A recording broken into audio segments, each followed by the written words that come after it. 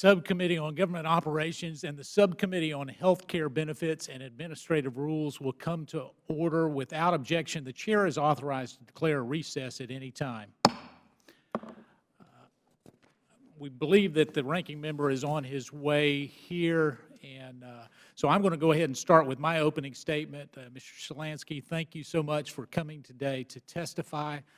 Obviously, as you know, federal agencies draft proposed and final rules on a regular basis as part of their regulatory analysis that is supported by the underlying rule. That incorporates comments received from the public on those rules. Certainly created by this committee under the Paperwork Reduction Act of 1980, the Office of Information and Regulatory Affairs, also known as OIRA, which is a mouthful, is charged with reviewing draft proposals and final regulations from the federal agencies. This regulatory review role is currently defined by an executive order, which is 12866, issued by President Clinton, and Executive Order 13563, issued by President Obama, which reaffirms that Clinton executive order.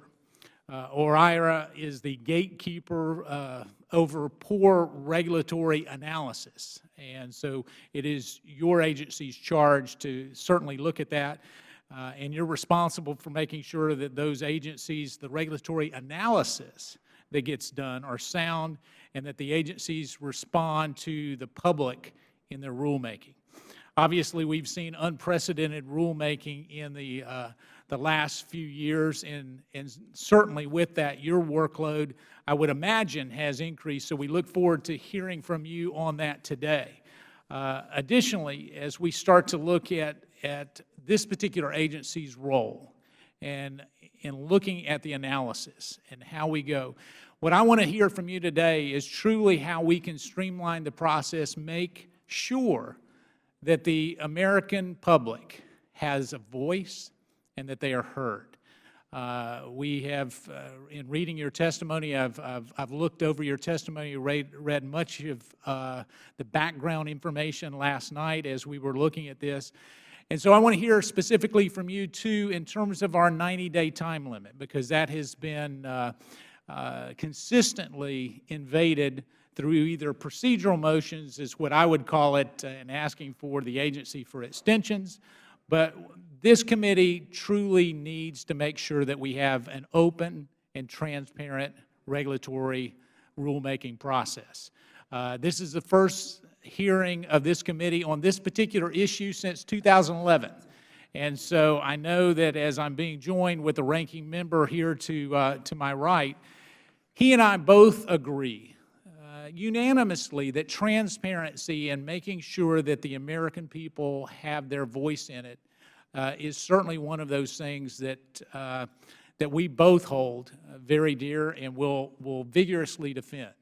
And so I would share all of that as we look forward to your testimony here in just a few minutes. And before I go any further, I will say there's been a series of votes on the floor that we had not planned for. The chairman of the other subcommittee, Mr. Jordan, is actually on the floor. He will be joining us shortly. But in his stead as chairman, I would like to just take a moment to announce the newest member of the Subcommittee on Health Care Benefits and Administrative Rules.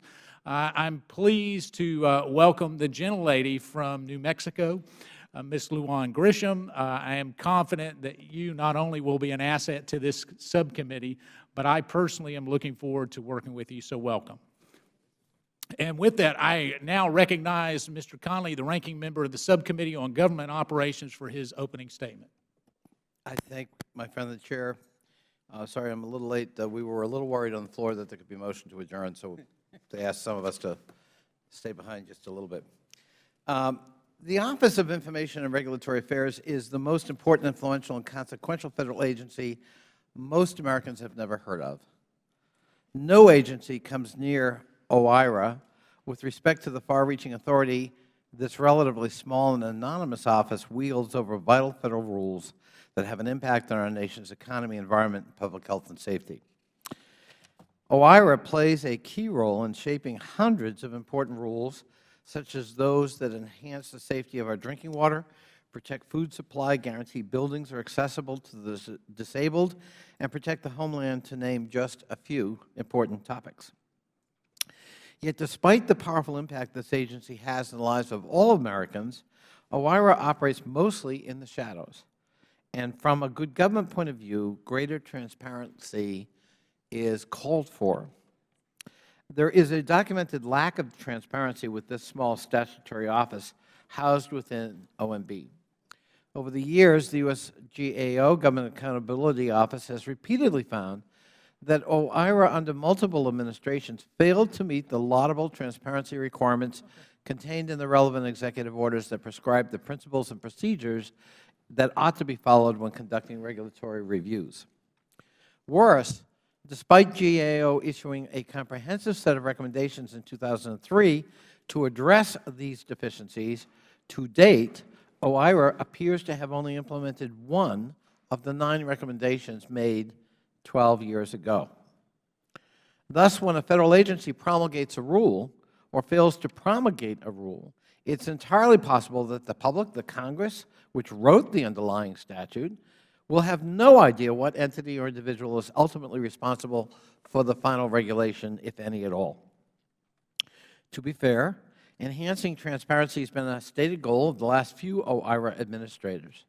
Indeed, our witness today, Administrator Shalansky, has made progress in this area, but I think he would agree more work needs to be done.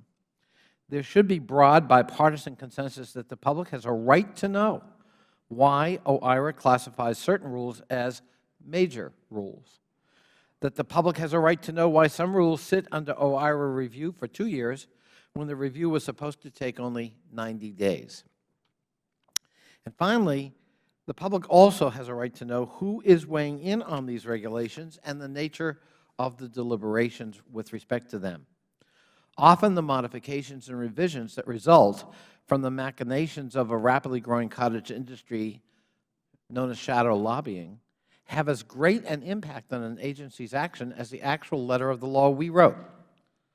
In closing, I want to recognize that OIRA boasts an incredibly hardworking and dedicated core of career staff. It's first-rate when it comes to conducting quantitative analysis that weighs complex economic costs against potential benefits, and that's laudable work. As the 2014 draft report to Congress on the benefits and costs of Federal regulations demonstrates, OIRA's reviews ensured that in 2014 the annual benefits of major rules dramatically outweighed the monetary costs. OIRA should be commended for conducting retroactive analyses of existing rules that may be outdated or unnecessarily burdensome and in need of more effective and innovative solutions. I want to thank Administrator Shalansky for testifying, and I look forward to hearing how OIRA will continue promulgating cost-effective rules and examining what further steps Congress can take to ensure that regulatory review transparency is improved in the coming years. And with that, I yield back, Mr. Chairman. I thank the ranking member, and just so I can advise the members on my side of the dais, if I'll be coming to you for questions before we go on any further. We probably are going to be interrupted for votes around 2:45, so we will take a slight recess at that particular time. We'll try to keep it going with 2 different chairs and 2 different ranking members where we can keep you with limited time there. And with that, I now recognize Mr. Cartwright, the ranking member of the Subcommittee on Health Care Benefits and Administrative Rules, for his opening statement. Thank you, Chairman Meadows, for calling today's hearing. I also want to thank our witness, Administrator Shalansky, for testifying today. OIRA plays a critical role in the Federal regulatory process, completing the review of about 500 agency draft rules at both the proposed and final stages of rulemaking every year. OIRA is also responsible for ensuring adequate interagency coordination of draft rules to reduce unnecessary burdens and costs, safeguarding against the issuance of redundant or inconsistent regulations. OIRA's regulatory review functions aim to improve the daily lives of Americans across our country in a multitude of ways. Its crucial oversight of agency rulemaking leads to the issuance of rules that aim to strengthen worker safety standards, increase access to clean water, lower energy costs, reduce pollutants, and improve public health protections. Despite OIRA's key role in helping to address our nation's environmental, health, and public safety challenges, some of my colleagues on the other side of the aisle have referred to the federal rulemaking process as a highly flawed system that punishes job creators and stifles economic growth. So we need to talk about that. But according to the OMB's 2014 draft report to Congress on the benefits and costs of federal regulations, the estimated annual benefits of major rules reviewed by OMB from October of 2003 to September 2013 ranged from $217 billion to $863 billion in savings, significantly exceeding estimated annual costs, which were between $57 and $84 billion. That said, there has been longstanding criticism against OIRA for not being transparent enough in its review process, certainly, and concerns have also been raised by both Republicans and Democrats about OIRA holding regulations for long periods of time without offering any reasonable explanation for the delay. I share my colleagues' concerns about these lengthy delays in OIRA's review of regulations, and I would like to hear from you, Administrator Shalansky, today about steps OIRA is taking to eliminate its backlog and increase transparency, including whether a lack of adequate resources has contributed to this problem. I'm also interested in hearing about OIRA's efforts to engage the average citizen in its rulemaking process. OIRA enjoys enormous oversight over regulations that touch on nearly every aspect of our American lives. I want to ensure that OIRA provides consumer and environmental protection groups the same amount of time as it does for lobbyists for industry that is being regulated. In January 2011, the President issued Executive Order 13563. Now, this executive order directed agencies to give the public a meaningful opportunity to comment on proposed rules through the Internet, to allow for a minimum 60-day comment period, and to provide online access to the rulemaking docket in an easily searchable and downloadable format. I think these are all positive actions by the current administration to improve transparency and public confidence, the openness of our regulatory system, but I also believe that more can be done. I do thank the Chairman again, and look forward to hearing more from Administrator Shalansky about how we can make the existing regulatory process even more efficient and even more transparent. Thank you, Mr. Chairman.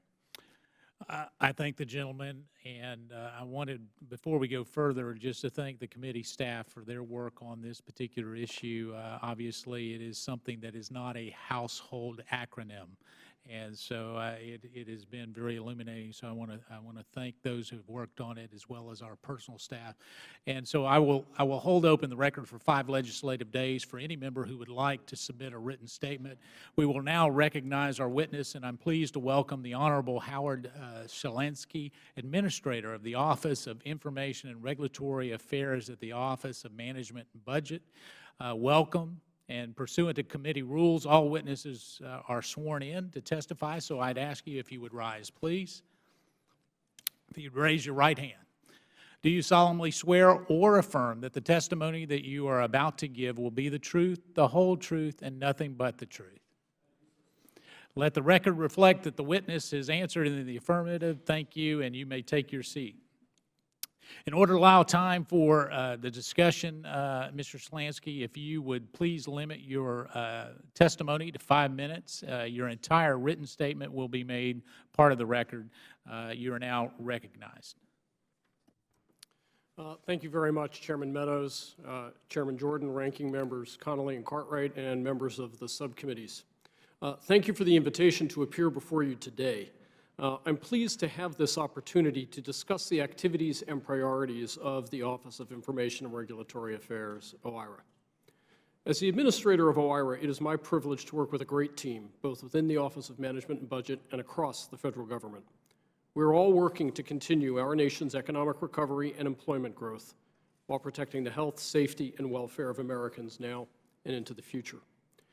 OIRA has a broad portfolio that ranges from coordination of government-wide information and statistical policy to review of executive branch regulations to international regulatory cooperation.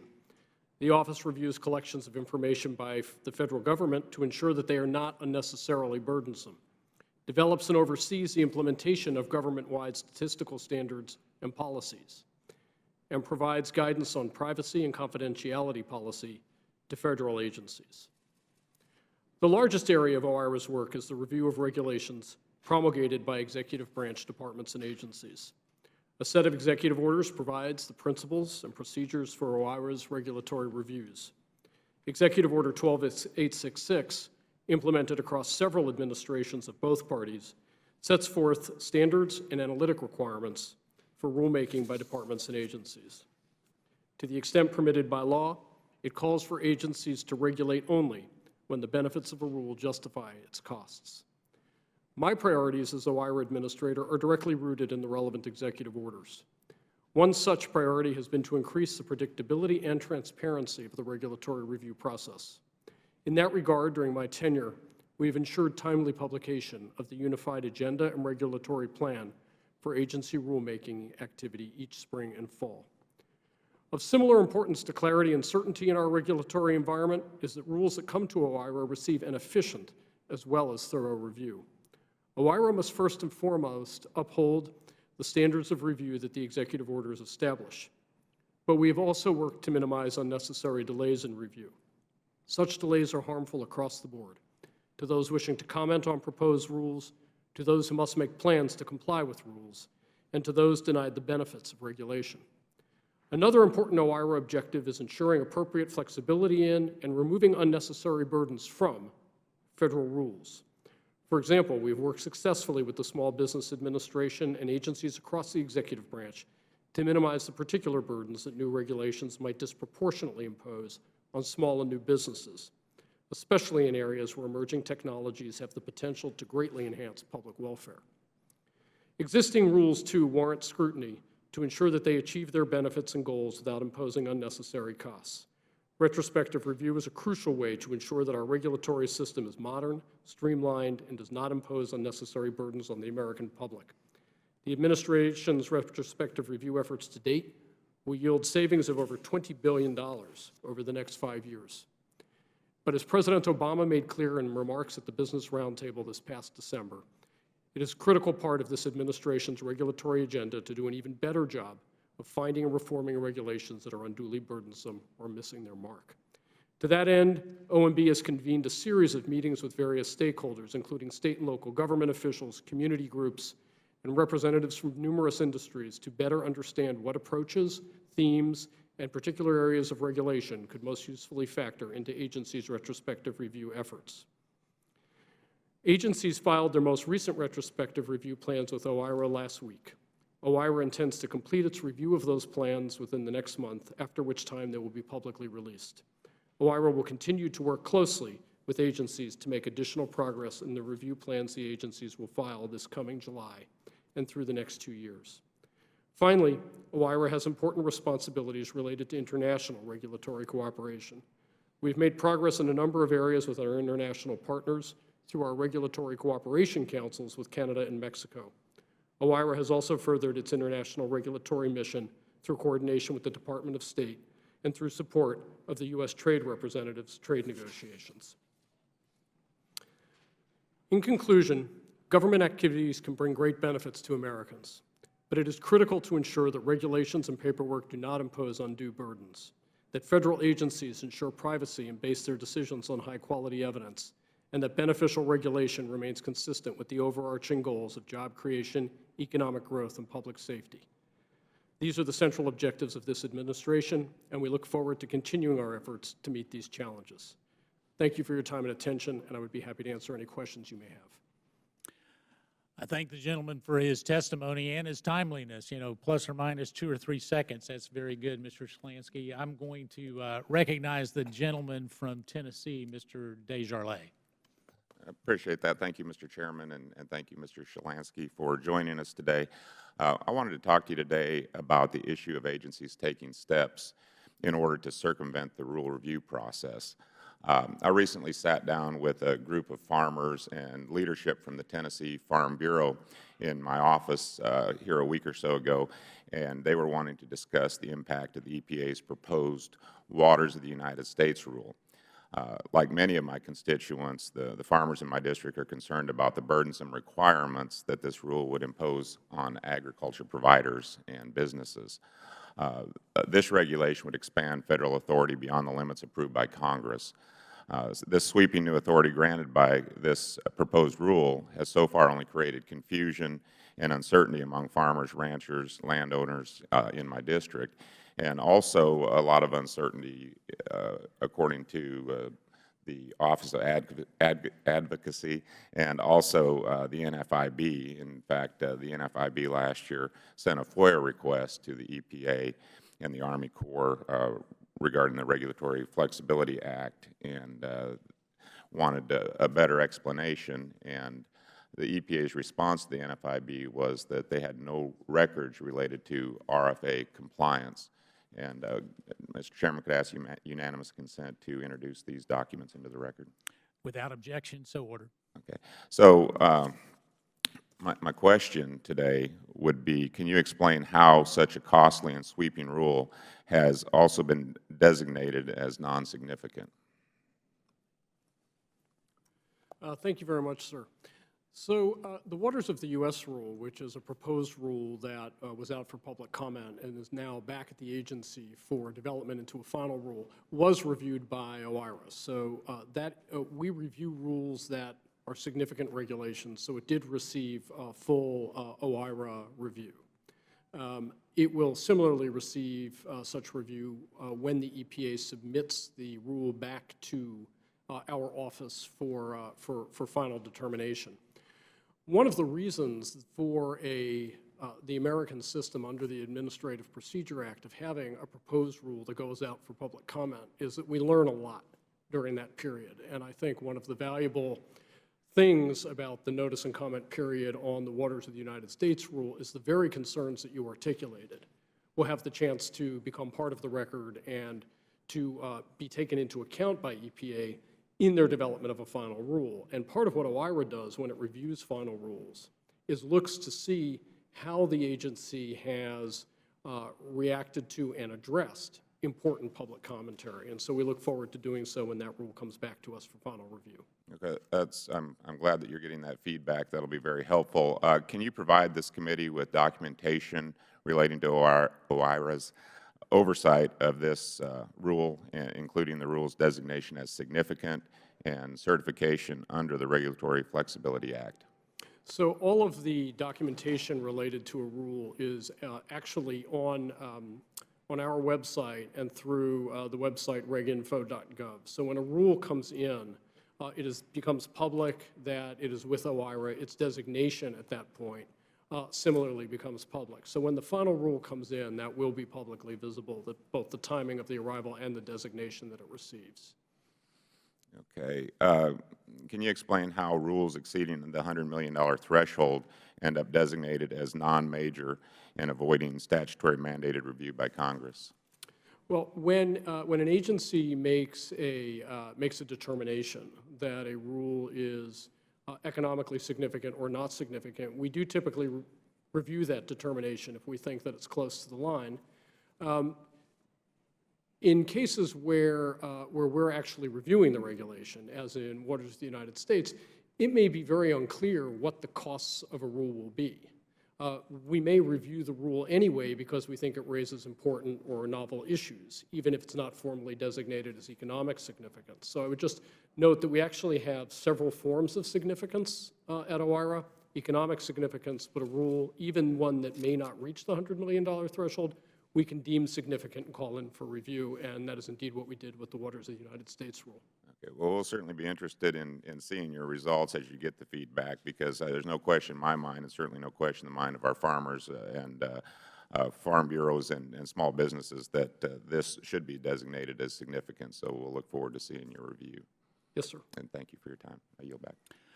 Let me ask a clarifying point before I recognize the ranking member, because your testimony right now says that all those documents and all of that as it relates to your review of that is online. I don't believe that that's correct. No. That's what the gentleman was asking, and so maybe your answer didn't match his question. No, what I meant to say is the fact that a rule is with us under review and the designation. So what about in the interim process, which you've been involved in the interim process with the Waters of the USA, have you not?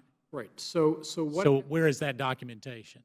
So what we do at the end of a review process is the agency, and the EPA does this, makes available both the rule as it came in and the rule as changed after it finished the review process. But well, I'll wait to my line of questioning. That doesn't answer the question, and I will follow. Well, the ranking member's given me, because when you have the initial rule and the final rule, there's a whole lot of the story that happens in between that we are not privy to your involvement there, and where is that documentation? Where's the transparency, I guess? So there's a deliberative process that is undertaken, discussions not just between OIRA and the agency, but there's an interagency review process in which agencies are. Right, we're well aware of that. I guess what I'm saying is his question was specifically with regards to the information, the audit trail, so to speak, of your involvement. Where are those documents? There is not a set of documents that is. So you don't document it? No, we do not. You just get involved and have verbal conversations? There's a lot of verbal conversation, there's a lot of discussion, and then there's a written pass back that there, back and forth that goes on between the agencies. All right, so let's say the emails. Where are those emails? Can you provide those specifically with regards to that particular, your analysis and your interrogatory with them? Can you provide that to the committee? We do not make public. We're not public. You want to make that to us? With all respect, sir, with respect to the rulemaking process, we do not divulge parts of the deliberative process outside. But the office. you're not part of the deliberative process. You're part of the analysis according to the statute. But what you're asking for is a deliberative process that we engage in. Well, we'll come back. The ranking member has been very gracious, and so I would be glad to recognize the ranking member, Mr. Conley. Thank you, Mr. Chairman. And Mr. Shalansky, could I ask that you move the mic closer to you? Thank you, so we can hear you. Thank you. Is that better? Hopefully better. There's a clear definition of economically significant rules, but classifying major rules that are significant for other reasons, health, safety, environment, are not as well defined. GAO last September released a report that discussed this very issue. The report found that for the majority of the 109 significant rules that it reviewed, 72% included no explanation of why the rule was designated as significant. What, if anything, are you doing to try to respond to that critique? I mean, typically, the reason that we would designate a rule. Again, if you would move this closer so we can hear you. Thank you. There we go. Great. There are several reasons that we would designate a rule as significant. It raises a novel issue, or because another agency, other than the agency that has promulgated the rule, has asked us to convene an interagency. Yes, but GAO found that 72% of the 109 it reviewed had no explanation. You're telling us now there may be lots of reasons, and I agree with you. Right. But isn't the public entitled to know why you deemed it significant? I mean, we really often, if an agency, for example, says, we'd like to comment on another agency's rules, I don't know what reason we would give other than interagency review. But we could certainly look into ways to provide that explanation. But as a general matter, Well, you're maybe I'm misreading you, Mr. Shalansky, but you're acting as if what I just read to you was news to you. Were you not aware of the GAO report last September? Yeah, I'm aware of the GAO report. Yes, I am aware of the. And do you agree with its findings, or do you disagree with it? We are in the process of discussing the GAO's report, and I don't have any further comment on that right now. Okay. Well, our committee may have some comments about it.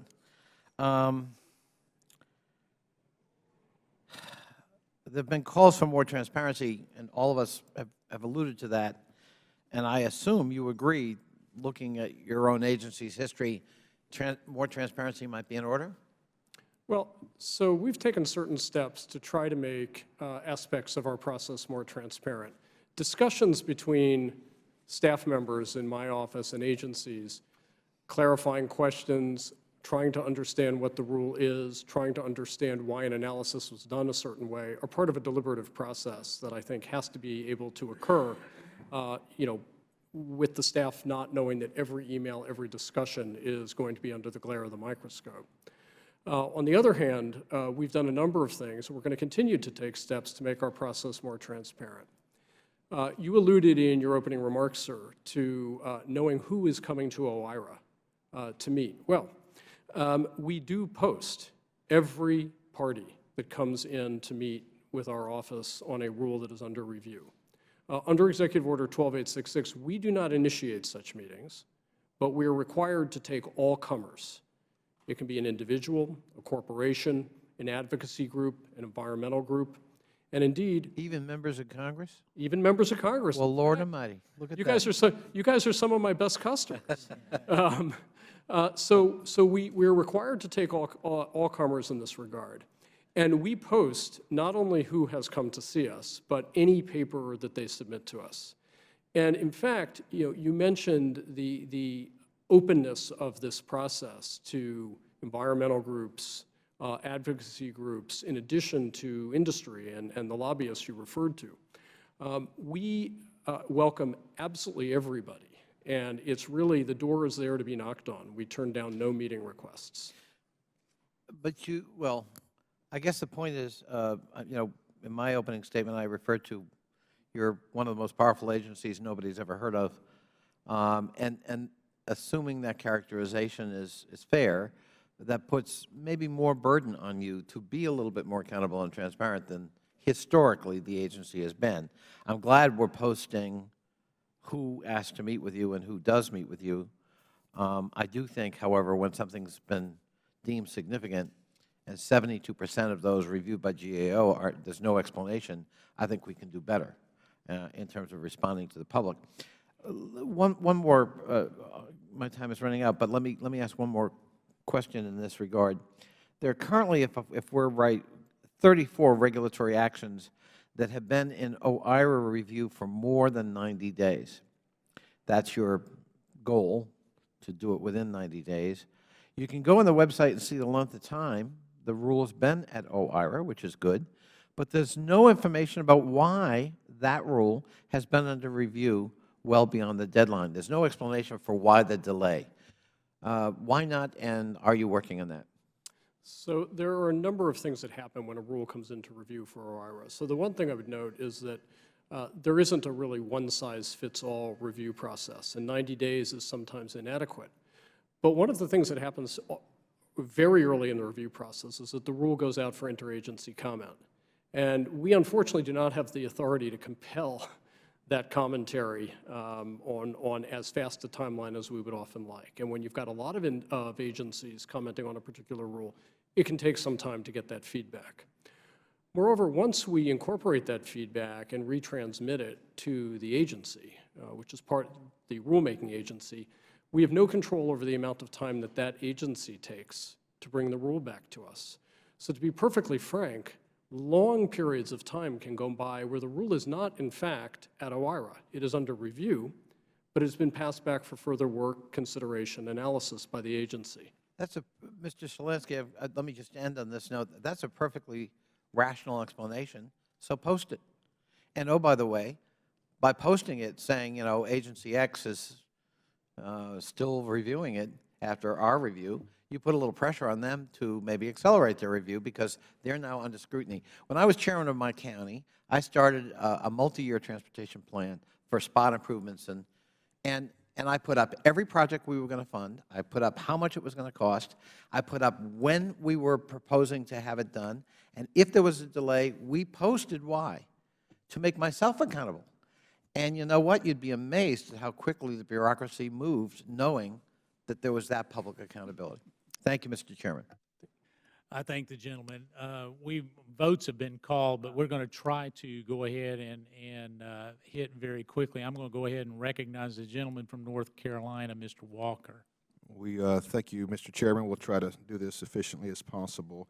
If I have time, I want to get to talk a little bit about the inability, it seems, of the department to return the deficient draft regulations. It seems to be a vital part of that, and there seems to be some very long delays at following that. But I first want to hit an area that, in doing my reading, that's concerning me. Evidence suggests that leading up to the 2012 election, Mr. Shalansky, that the White House instructed OIRA not to complete reviews and finalize rules before the new year. My question would be, how many times has your office delayed, reviewed, modified a rule, altered your review, or have taken any other action steps in response via directions from the White House? So part of the interagency review process is would incorporate other components within the Executive Office of the President, the policy councils. They get to weigh in. But in terms of instruction of that sort, I was not administrator in 2012, but my observation is that a lot of big rules happened right through the election cycle in 2012. The mercury standards, the CAFE standards for vehicles. So I am not aware of any slowdown, and certainly have not been instructed myself to slow down rulemaking. Well, then let's talk about specifically, let's use your words, slowdown here. In 2012, OIRA review averaged about 80 days, but it's now jumped to an incredible 140 days. To what you account for that? Well, actually, our average review time is quite a bit shorter than that. Rules submitted in the last 6 months were well down under our normative time. I would also note that the number of rules under extended review has dropped dramatically since the beginning of 2013, and during my tenure over the last 18 months has continued to drop substantially. There are many fewer rules that have been under review for 200 days, and even fewer over 90 days. Can you talk about the action steps that have led to what you sounds like you're sharing this has been success? Can you tell me a little bit about that? What steps have you taken to cause the lower amount of time? Well, one thing that we've tried to do is to push agencies to work with us and to move quickly. We've devoted substantial resources to trying to move things along more quickly. It's been a priority on my part to focus on sort of first-order concerns with the rules, and I think also that we've just had very good cooperation from the federal departments and agencies in the executive branch in working with us to move things forward. Okay, then answer this question for me if that's the case. OIRA has only issued one letter of return, a return letter, during the entire 6 years, 6+ years of the Obama administration. How do you account for that? Well, I have issued no return letters. I can explain why I have not issued any return letters. First of all, a return letter is a fairly strong-arm tactic. And I would only do that if negotiation with the agency over the substance of the rule or an alternative to a return letter failed. And we've actually been very successful in getting agencies on numerous occasions to withdraw rules that simply were not workable. That's happened several times in the time that I've been in office. That is a negotiation over something that is not going well with the rule and the agency's determination that they want to take it back for further work on their own clock. In addition, we've been able to break through a lot of differences and find lots of compromises amongst different agencies that were disagreeing on a rule, and I have not had a need to issue a return letter. So when was your start date? My start date was July of 2013. And in that, oh goodness gracious, 19, 20 months, there's not a single time that you feel like that you need to issue a return letter? There hasn't been one occasion where either the agency has decided not to take the rule back on its own, or we haven't been successful in finding a solution. Okay, thank you. Yield back, Mr. Chairman. Mr. Shalansky, how does that way that you're doing that, with follow up on Mr. Walker's question, how does that increase transparency if you're making these interagency deals in terms of, you know, you're basically going back and forth and getting them to withdraw a rule? Is that what you're saying? So the way withdrawal... Yes or no? Is that what you're saying? No. All right. I'll recognize Mr. Cartwright. Thank you, Mr. Chairman. Well, Administrator Shalansky, we're talking about federal rules and the making of federal rules. And I don't think I go too far when I say most Americans are frustrated by that, because we're talking about rules that govern their conduct, rules that govern their places of employment, rules that apply to everybody, and the rules that have to be followed, or else they're breaking the law. And rules that aren't made by the United States Congress, rules that are made by people whose votes don't appear in our local newspapers. And so questions of transparency are important to people, and I want to ask you about that. During its review process, OIRA meets with all kinds of stakeholders, allowing many opportunities for public participation, and you've made that clear. Everybody's invited, and your door's open to all the stakeholders. But I have some concerns about, and I said this before in my opening, about industry domination of those meetings. You know, there's a sense in America that the fox is guarding the hen house in a lot of this rulemaking. Administrator Shalansky, are you aware of a November 2011 white paper from the Center for Progressive Reform entitled "Behind Closed Doors at the White House: How Politics Trumps Protection of Public Health, Worker Safety, and the Environment"? Are you familiar with that white paper? I've heard the criticism of the center. Well, the authors of the report examined the records of 1,080 meetings held at OIRA from October 16, 2001, all the way to June 1, 2011. These meetings consisted of 5,759 appearances by outside individuals. The report found that industry representatives outnumbered public health and safety advocates by almost 4 to 1.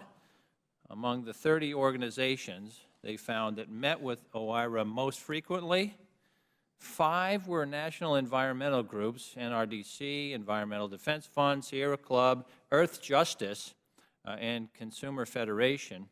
17 were well-run and well-funded industries and trade associations such as ExxonMobil, the American Petroleum Institute, and the National Association of Manufacturers, and another 8 of them were lobbying firms. Administrator Shalansky, are these findings consistent with what you've seen during your tenure at OIRA? Thank you, Mr. Cartwright, for your question. I think the Center for Progressive Reform has made the classic error of confusing correlation with some form of causation. We at OIRA do not have discretion to turn down meetings. Our door is open. Anyone who knocks, we let in. We cannot control the fact that more industry groups choose to come and meet with us than other kinds of organizations. I will tell you that we have made every effort to encourage organizations, indeed the Center for Progressive Reform itself, and many others, to please come see us on That's my next question is, and you said that the doors are open, but the doors are open is different from inviting people, being active and inviting people in. And here's the question: what, if anything, is being done during the current administration and in your tenure to promote a more balanced public engagement approach to OIRA's review process? With respect, I think it would be inappropriate for OIRA to try to tip the scales in any direction for who comes to see us and who comes to weigh in on rules. What I have tried to do is to make clear to everybody that they are welcome and that we want to hear from them. And it's for that reason that I have met with and indeed addressed groups like Public Citizen, Center for Progressive Reform, labor unions, to make clear that the door is just as open to them. Indeed, when Director Donovan and I held our stakeholder meetings on retrospective review, we specifically invited such organizations to their own meeting so that we could hear their viewpoint. Not only is the door open, but to the extent appropriate, we have encouraged and made clear that it is open. Well, thank you for that. And with that, I yield back, Mr. Chairman. I thank the gentleman from Pennsylvania. We are going to recess for 10 minutes, and so the committee stands in recess.